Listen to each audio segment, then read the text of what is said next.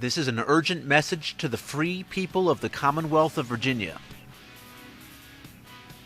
Is it right for ordinary citizens to believe, as the political parties would have it, that the election results in Virginia are to be counted as an automatic win for Obama? The Romney campaign has said so. The national media seems to think so. The Rachel Maddow people continue to hope so. But who actually won Virginia's 2012 general election? I'll give you a hint. The correct answer is not Barack Obama. The winners of Virginia's 2012 general election were the Frye white electors-at-large, electors for Barack Obama for president, Joe Biden for vice president, and for Joseph A. Glean for president, and Darlene Hairligzone for vice president. Well, wait a minute. That can't be right. After all, Rachel Maddow didn't mention anything about that when she declared on election night that Obama's campaign had conquered Virginia. Neither did Chris Matthews, or the Rupert Murdoch people, or the mighty Fox News. Ladies and gentlemen, this goes back to the very foundation of our campaign, where I think it's safe to say that we happen to share the hope of many throughout the Commonwealth who simply wish to see the Electoral College work the way it was intended to work, by allowing ordinary citizens to bypass the political parties, the media, the money people, basically every group and every force out there determined to deny Virginia a true Reagan American at the ballot box. If you live in Virginia, listen to me. We need your help, and we need it today.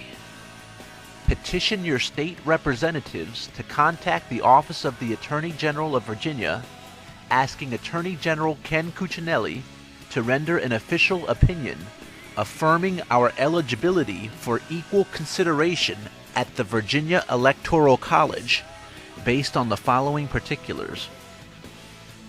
First, our declaration of candidacy was properly received, filed, and accepted by the Virginia State Board of Elections. Second, the Virginia State Board of Elections holds proof that all 13 of the Frye white electors have been officially pledged to our campaign.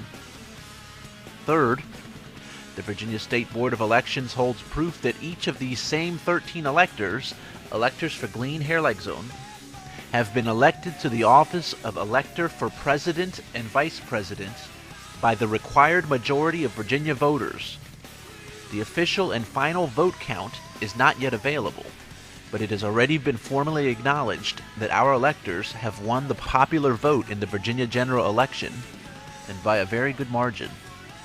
At last check, the unofficial results released by the Virginia State Board of Elections indicate 1,893,740 votes cast in favor of our electors, with 99.5% of the precincts reporting. Fourth, the Virginia State Board of Elections holds proof that the Virginia electorate has collectively signaled yes to our choice of candidates. The electorate, acting as one body, accomplished this in the general election when it validated and ratified the Glean Hairligzone ticket, the choice that our campaign offered voters as a write-in option at the ballot box. It will be instructive to note, by the way, that the casting of just one vote satisfies this particular condition with ample sufficiency, since there is no such thing as a no vote in a presidential election. On the contrary, every vote cast in such an election constitutes the signaling of yes to a particular slate of electors pledged to a particular choice of candidates. Every vote, therefore, is a vote that is fitted to serve only one purpose: the ratification of a proposed choice, a choice that, by law, had to be established with clarity not less than 10 days before the date of the presidential election, according to Virginia Code Section 24.2, 644C. In this sense, no single vote can be canceled out by another. And so whether it is the vote of 1 million men or the vote of one lone individual, on the whole, both votes carry the same weight in terms of satisfying this particular requirement. So goes the saying, one man with courage is a majority. I hope and pray that the efforts of our campaign will be of some encouragement to you, that our efforts will motivate you to take action with us. The Virginia Attorney General must weigh in on this matter in a way that affirms the legitimacy of this campaign. Otherwise, this little exercise will have had no effect at all, except to prove beyond any shadow of doubt that the founders' intent for a free and fair election system is being suppressed by those in power to the detriment of ordinary citizens. The Attorney General must render an official opinion affirming to the State Board of Elections that our choice of candidates have qualified with ample sufficiency for equal consideration on Monday, December 17th, 2012, when the electors convene in Richmond, Virginia, to cast their official electoral ballots.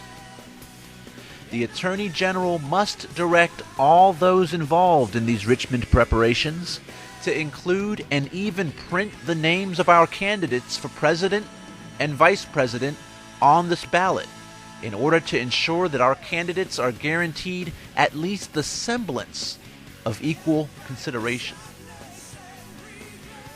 If we are not, then Virginians will be perfectly justified in testifying before Almighty God that Obama did not, in fact, win Virginia, and that the electoral ceremony intended to commemorate his victory in Virginia is a sham, an act of absolute, party-imposed, flesh-infused, despotic vanity.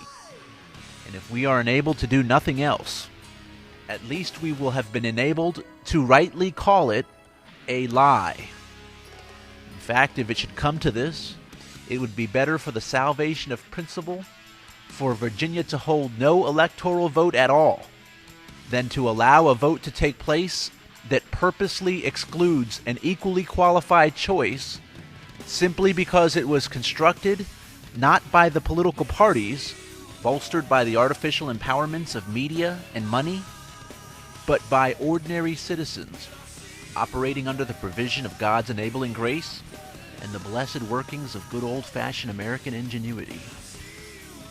And if I could just leave you with one final word of encouragement, it is this: God always provides a way for us to do the right thing, and He never leaves Himself without a witness.